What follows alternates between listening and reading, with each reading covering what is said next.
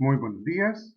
Entonces, ahora empezamos con el tejido muscular estriado esquelético. ¿De qué se trata este tejido? Es el tejido muscular que se encuentra asociado a los huesos y por estar asociado a los huesos recibe el nombre de tejido muscular esquelético. Esta asociación hueso-músculo nos permite a nosotros que el músculo como tejido transforme la energía química en energía mecánica para podernos desplazar propiamente tal. Es así como es que el esqueleto solo no nos permitiría caminar, desplazarnos, cambiarnos de lugar. Sin embargo, cuando se asocia con el tejido muscular, sí. Entonces, el tejido muscular esquelético que está asociado al esqueleto, ¿cierto? Su masa total depende del trabajo que se haga como trabajo físico, por ejemplo, físico-culturismo, sedentarismo, caminata, etcétera, que nos permite trabajar más la musculatura y mientras más se trabaja ocurre un mayor volumen del músculo propiamente tal. En el hombre y en la mujer nosotros sabemos que hay una distribución y masas musculares distintas, por lo tanto, el desarrollo de la masa muscular presenta una dependencia de las hormonas esteroidales, ya sea la testosterona en el varón como los estrógenos en la mujer. De acuerdo a la masa muscular que se presenta en el cuerpo, ¿cierto? Hay una clasificación antropomórfica que en las personas que tienen un cuerpo tendiente hacia la obesidad con poca actividad física reciben el nombre de una estructura corporal endomórfica. Los que se van al otro extremo con la delgadez reciben el nombre de ectomórfico. Y el que se encuentra en el centro, que no es ni gordo ni flaco, ¿cierto? Y que hace cierto trabajo físico, es el mesomorfo. Entonces tenemos el endomorfo, mesomorfo y ectomorfo. Dentro de la musculatura general, ¿cierto? Por ejemplo, ubiquemos el músculo, el bíceps. El bíceps, yo le puedo decir al brazo, contraiga el bíceps, relaje el bíceps. Contraiga el bíceps, relaje el bíceps. Y eso significa que tenemos una musculatura que tiene una regulación voluntaria. Pero sin embargo, yo voy al corazón, ¿cierto? Por ejemplo, o al intestino, y le puedo decir, a ver, contráigase para acelerarse, para reducirse, etcétera, y no puedo, por lo tanto, hay una musculatura en el cuerpo que es involuntaria y está asociada con la musculatura cardíaca y con el músculo que se encuentra en las vísceras, por ejemplo, estómago, intestino, sistema urogenital. Bien, entonces tenemos una musculatura voluntaria, que es la esquelética propiamente tal, ¿cierto? Y la musculatura involuntaria. Adicionalmente, ¿cierto? Si yo tomo una célula de esta musculatura voluntaria, tomo una célula y la observo al microscopio de polarización y tomo una célula del estómago, por ejemplo, una célula muscular del estómago y la miro al microscopio, las dos van a ser diferentes. Si estas células del músculo esquelético o del músculo del estómago las miro al microscopio de polarización, ¿cierto? Vamos a encontrar de que en la musculatura estriada esquelética hay segmentos transversales en toda la longitud de la célula que van a aparecer como líneas oscuras, seguida una línea clara, línea oscura, línea clara, línea, o sea, una estriación. Entonces, toda esa musculatura bajo esa microscopía, con esa organización de estriaciones, se conoce como músculo estriado. Entonces, tenemos el músculo asociado al esqueleto, tejido muscular estriado esquelético, ¿ya? Porque el corazón, por ejemplo, presenta las mismas estriaciones, muy parecidas, ¿cierto? Pero no está asociado al esqueleto, por lo tanto, un tejido muscular estriado cardíaco. En cambio, si se observa el citoplasma de una célula muscular lisa, es decir, de la musculatura del estómago, por ejemplo, no se observa esa organización estriada. Se ve un citoplasma absolutamente liso, ¿cierto? Y por lo tanto se llama tejido muscular liso. Entonces tenemos un tejido muscular estriado y un tejido muscular liso, un tejido muscular voluntario y un tejido muscular involuntario. Este tejido muscular estriado esquelético asociado a los huesos, ¿cierto? Nos permite a nosotros hacer las palancas con las extremidades, por ejemplo, con los ejes principales óseos y generar las palancas tipo 3 principalmente, que son las que predominan en el cuerpo humano. Un músculo entero, por ejemplo, el bíceps entero, hacer la disección del bíceps entero, ¿cierto? Tenemos que en los extremos estarían los tendones que lo ligan o lo unen a los extremos óseos. Ese ligazón por tendones es un tejido conectivo especial, ¿cierto? Que genera también un recubrimiento completo del músculo que recibe el nombre de la fascia. Entonces tenemos una fascia profunda y una fascia superficial. Y eso se conoce con el nombre de epimicio desde el punto de vista de estudio de los músculos. Entonces, sin embargo, existen algunos tejidos musculares estriados asociados al ojo, por ejemplo, los músculos externos del ojo, los extrínsecos del ojo que tienen movimiento voluntario, pero no tienen unión a hueso. Entonces son tejidos musculares estriados vísceras. El músculo, tenemos en el músculo entero, por fuera tenemos la fascia, ¿cierto?, que equivale al epimicio. Este epimicio emite hacia el interior del músculo una serie de tabiques conectivos, de tejido conectivo, que agrupa a un conjunto de células musculares y el conjunto recibe el nombre de fascículo. Entonces, cada fascículo se encuentra rodeado periféricamente por un tejido conectivo menos denso que el epimicio, altamente vascularizado e inervado. Y como está hacia el interior, es un perimicio. Luego al extraer un fascículo y del fascículo extraer una sola célula, tenemos que cada célula se encuentra rodeada periféricamente por un tejido conectivo reticular, ¿cierto? Y se conoce con el nombre de endomicio. Entonces tenemos desde el interior hacia afuera el tejido conectivo endomicio, que recubre cada célula, el tejido conectivo fibroso vascular y con abundante inervación, ¿cierto?, que recubre el fascículo muscular, que recibe el nombre de perimicio, y el tejido conectivo total, que recubre toda la musculatura tipo fascia, ¿cierto?, que sería el epimicio. Bien, la célula muscular es una célula larga, ¿ya? Teóricamente alcanza el largo que alcanza el músculo, ¿ya? Aunque con pequeñas variaciones. Por lo tanto, una célula muscular de estriada esquelética tiene una longitud, ¿cierto? Cuyo diámetro es similar en toda su longitud.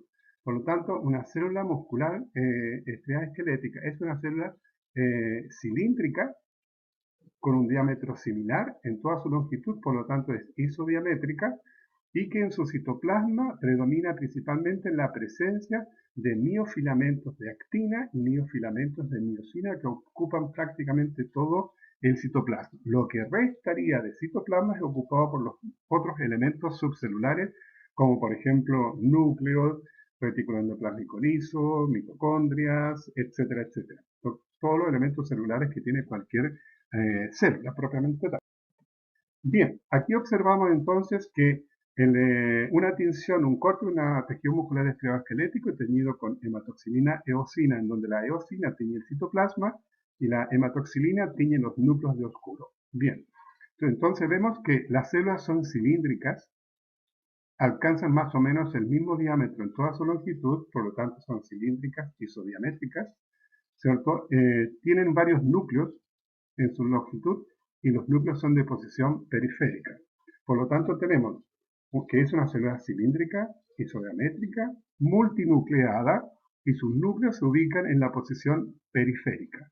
Luego vemos que el citoplasma se tiñe intensamente de rojo, es decir, con el colorante llamado eosina. Por lo tanto, es una condición bioquímica acidófila. Por lo tanto, la célula muscular estriada esquelética es fuertemente acidófila. Y si ponemos atención en una de las imágenes, ¿cierto? Transversalmente cada una de las células musculares presenta una rayita oscura, un espacio en blanco, una rayita oscura, un espacio en blanco. Esas son las estriaciones, por lo tanto, es una célula estriada. Por lo tanto, entonces, resumiendo, la célula muscular estriada esquelética es una célula cilíndrica, isodiamétrica, fuertemente acidófila, estriada, multinucleada, con núcleos de posición periférica, y que le rodea externamente, inmediatamente hacia afuera, desde la membrana plasmática, una lámina de colágeno 4 en todo su contorno, y eso constituiría la lámina basal de cada una de las fibras musculares estriadas esqueléticas. Y más afuera, por fuera, ¿cierto?, le rodea entonces el endomicio. Aquí tenemos una microscopía electrónica de barrido, ¿cierto?, con tonos de grises para observar los múltiples núcleos y las estriaciones transversales con líneas claras, oscuras, claras, oscuras. Aquí observamos también Las líneas, ¿cierto? Que son las estriaciones transversales. La célula es cilíndrica, isodiamétrica, fuertemente acidófila, con núcleos periféricos y estriaciones citoplasmáticas en toda su longitud, rodeada por el endotelium. Un corte transversal de un músculo, ¿cierto? Nos hace ver las células aquí tipo cilíndricas, ¿cierto? Con caras al toparse con las células vecinas, con un citoplasma fuertemente acidófilo, o sea, de color rojo, y varios núcleos en la periferia. Al hacer una microscopía electrónica de transmisión, ¿cierto? Vemos esto, que estas líneas, estas bandas claras, esta banda oscura, ¿cierto? Estas bandas permiten desarrollar una organización secuencial en toda su longitud, con bandas oscuras, bandas claras, bandas oscuras, bandas claras. Esto mismo, al pasarlo al microscopio de polarización, para ver cómo se comporta la luz al atravesar la muestra hacia arriba, ¿cierto? Tenemos que la banda que aparece de color intensamente gris oscuro, al ser pasada por la luz polarizada, hace que la luz polarizada se desvíe, o sea, no tiene el mismo tropismo de luz con respecto a la emisión. Por lo tanto, esta banda oscura es, por no tener el mismo tropismo, es negativa, o sea, es anisotrópica. En cambio, la parte que es clara, la parte que es de una intensidad gris muy clarita, no desvía la luz polarizada, por lo tanto la luz la atraviesa y pasa. Por lo tanto, tiene el mismo tropismo por la luz polarizada, por lo tanto es isotrópica. La banda clara es una banda isotrópica y la banda oscura es una banda anisotrópica. Y como lenguaje general, ¿cierto? La banda oscura, por ser anisotrópica, se conoce con el nombre de banda A. Y la banda clarita, por ser isotrópica, se conoce con el nombre de banda I. Simultáneamente en esta imagen, ¿cierto? Nosotros sabemos de que toda célula presenta un citoesqueleto formado por filamentos intermedios. En el caso del tejido muscular general, el filamento intermedio que forma el citoesqueleto se llama desmina. Entonces, al buscar la presencia y posesión de la desmina en cada una de estas unidades organizacionales bioquímicas de las estaciones, se encontró que en la banda I, que es la clarita, en su centro, mitad-mitad, es atravesada por una acumulación de desmina o filamento intermedio que forma una línea. Esa línea se le puso el nombre de línea Z. Entonces, la línea Z, que es la presencia del filamento intermedio desmina, divide a la banda isotrópica o banda I en dos. Bien, entonces, si tomamos una banda I, vamos hacia una banda A y llegamos a otra banda Z, ¿cierto? Vamos de Z a Z, formamos una unidad de trabajo para posteriormente trabajando de la idea bioquímica para ver cuáles son los mecanismos de contracción dentro de estas células. Aquí tenemos, ¿cierto?, la banda o línea Z, banda I, la clarita, ¿cierto? Y al centro tenemos la gran banda A. Esta banda A fue estudiada por el doctor Hansen en Alemania, ¿cierto? Y él describió que en la parte central de la banda A existe una banda clarita, ¿cierto? De tono suave que le recorre en toda su presencia. Y entonces, como la describió el doctor Hansen, él le puso la banda H. Posteriormente, también en Alemania, ¿cierto? La banda H se le descubrió que presentaba una línea que le dividía exactamente por la mitad. Y por ser por la mitad del Mittel en alemán, ¿cierto? Se conoce como la línea M. Entonces tenemos la sarcómera completa. La banda Z, Z, media I, la banda A, la banda H y la línea M. En un esquema tenemos la siguiente condición, ¿cierto? La sarcómera. Sarco significa carne, músculo. Entonces, la sarcómera, como unidad de trabajo morfológica y fisiológica, va en la distancia entre la Z y la Z siguiente. Al tener este esquema, ¿cierto?, de la organización de las bandas, tenemos que la banda A está compuesta principalmente por miofilamentos de miosina, que son filamentos gruesos con aspecto de bastón y que se organizan con la manilla del bastón hacia la derecha y hacia la izquierda. En cambio, los miofilamentos de actina se ubican contactando las líneas Z y proyectándose hacia la banda A. Bien, entonces, cuando se tiene la dinámica y las mediciones de estas distancias, se le aplica calcio a esta unidad, ¿cierto? Y esta unidad se contrae, como ocurriría con la contracción muscular. Entonces, se juntan las líneas Z y se reduce la banda I. Entonces, las bandas de miosina, en la parte superior aparecen los bastoncitos, generalmente se mezclan de a dos, y ellas dos forman la miosina funcional con dirección hacia la izquierda y con dirección hacia la derecha. Luego ellos interactúan con la actina, miofilamentos de actina, ¿cierto? A modo de collar, la cual está relacionada con la tropomiosina y la troponina. En un movimiento se encuentra de esa manera. Reconocer la miosina, las cabecitas tienen actividad TPasa, por lo tanto produce ATP y con eso genera el movimiento. La actina, como collares de perlas, ¿cierto? La tropomiosina de color azul y la troponina en distancias puntuales. Entonces, así, con las cabecitas de derecha a izquierda, ¿cierto? Bidireccionalmente se organiza en esta condición de la línea o la banda A la presencia de la miosina. En cambio, la actina, ¿cierto? Es un filamento largo, delgado, que se relaciona con la tropomiosina y la troponina propiamente tal. El calcio, al poner distintas concentraciones de calcio, ¿cierto? Se logra la contracción de la sarcómera, lo que permite estudiar la fisiología de la contracción. Otro aspecto relevante, ¿cierto?, es cómo se organizan algunos organelos subcelulares. Por ejemplo, la membrana plasmática de la fibra muscular esquelética es una membrana extremadamente delgada.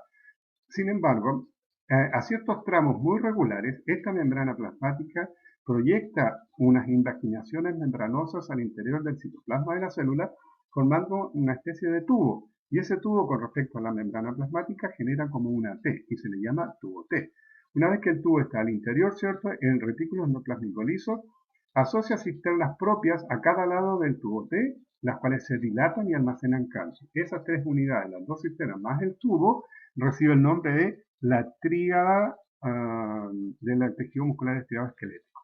Y eso acumula calcio.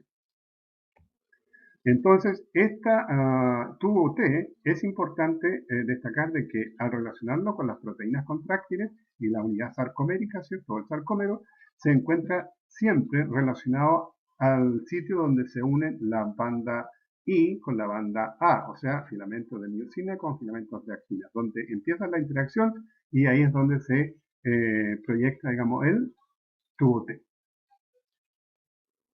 Ahí está, ¿cierto?, el tubo T con la cisterna y la tríada asociada a la unión AI de la sarcómera.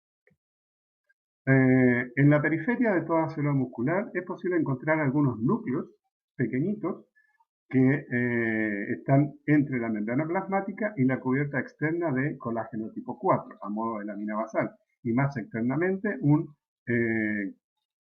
una lámina reticular de colágeno 3 hacia el 1. Entonces, estas células, estos núcleos pertenecen a células musculares no diferenciadas, conocidas como mioblastos, o técnicamente células musculares satélites, o células satélites a secas. Ahí están los núcleos de estas células satélites, ¿cierto? Y externamente presentan la línea gris oscura, que correspondería al colágeno tipo 4 o lámina basal de la fibra muscular. Si un músculo es cortado al través, ¿cierto?, y se tiñe con tinta china, encontramos de que en este músculo van a haber algunas células que se van a teñir intensamente con la tinta china y otras que no se van a teñir. Las que no se tiñen son las fibras blancas y técnicamente las células que se tiñen intensamente de oscuro van a recibir el nombre de fibras rojas. Las fibras blancas tienen la particularidad bioquímica y fisiológica de que presentan una capacidad de contracción rápida, pero se fatigan rápido. En cambio, las fibras rojas u oscuras presentan una contracción lenta, ¿ya?, y alta resistencia a la fatiga. Por lo tanto, cuando se es joven, predominan las fibras blancas. Cuando se es mayor, predominan las fibras rojas u oscuras. En un deportista, por ejemplo, si el deportista es velocista con cortas distancias, predomina el desarrollo de las fibras blancas. Si es un fondista, una maratonista, por ejemplo, predomina el desarrollo de las fibras rojas. Ahí está, ¿cierto? Cuando se es joven hay mayor proporción de fibras blancas y cuando se es adulto, mayor proporción de fibras eh, oscuras. La inervación, cuando el nervio llega al músculo, ¿cierto? El axón pierde su mielina y esa axón se ramifica y cuando una ramificación topa la fibra muscular, siempre lo hace a nivel del tubo T. Y ahí se ensancha formando una vesícula de contacto. Entonces, arriba aquí tenemos la vesícula nerviosa, el espacio de interacción y la fibra muscular. Entonces, la fibra muscular, la fibra nerviosa va en esta manera, se pierde la mielina, se ramifica y se contacta con la fibra muscular. Si alguna de estas condiciones pudiera fallar, como ocurre en una infección viral como la poliomielitis, por ejemplo, toda esa región muscular no va a tener no va a tener inervación, por lo tanto se va a atrofiar por disfunción. Aquí está la vesícula nerviosa, ¿cierto? Y que trae gran cantidad de vesículas cargadas con neurotransmisor, que normalmente es acetilcolina hacia el músculo, y el músculo, la membrana plasmática, presenta receptores a esa acetilcolina, las cuales interactúan y se envía el mensaje de depolarización de membrana hacia el interior del tubo T, quien depolariza a las cisternas del retículo endoplásmico liso, libera el calcio y el calcio participa en la contracción muscular.